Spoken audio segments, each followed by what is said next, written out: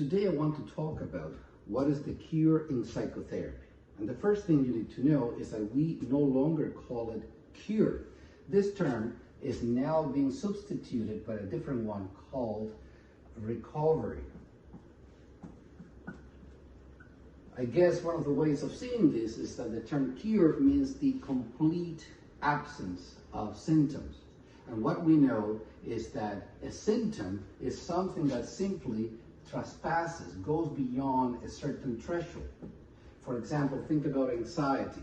So you have anxiety, and there is a certain level of anxiety that is permissible without you having to go to your family doctor, reach out to a psychiatrist or a therapist or a psychologist.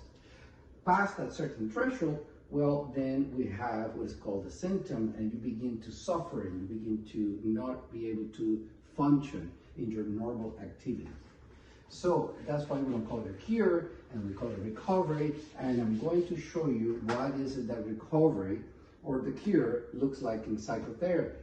So for example, imagine that you have a certain symptom here. Go ahead, here, symptom, and this is the passing of time. And we can call that symptom, could be anxiety, or if we're talking about a couple, you can consider, for example, number of fights and arguments.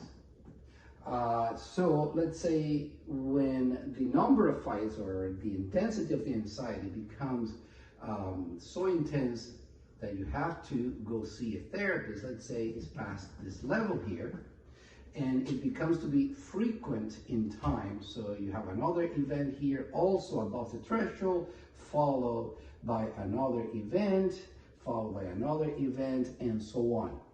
So this is happening. This could be panic attacks that you're having, let's say, and you go and you receive medication or therapy, and this is what the cure or recovery will look like. So you have the threshold here, and then this is what is going to happen.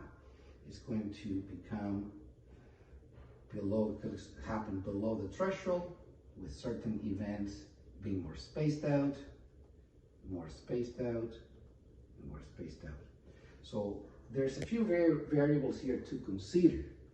One of them is going to be the intensity of the symptom. Another element is going to be how long does the crisis last? How long does the panic attack, the fight, etc. last? Another element, this is number 2, number 1, number 3 is going to be the space in time.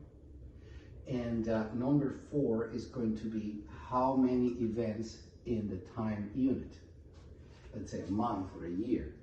So as you can see here, you begin to have less intense events. Maybe the recovery doesn't change, maybe it does. Maybe you can draw this a little bit thinner. And certainly the time between events has changed as well. So by then, you no longer need to see a therapist. By then, you no longer need to take medication, even though you still have symptoms or events, but they're manageable. So this is what the cure looks like, at least from the symptomatic point of view. Obviously, nobody goes to therapy simply because of the symptom. When you go to therapy, you can go because of the symptom, but the symptom is a door that may open other avenues for personal growth, for intimacy. Let's say, for example, in the case of a couple, you don't go to therapy just because you have a number of fights, but maybe after the fights have reduced in intensity, you can now look at ways of developing your intimacy and so on. And we're in a completely different ball game then. However, this is a very simple model of what the cure looks like, what to expect, and I hope that it orients you in terms of what to expect in your therapeutic journey. Good luck with that.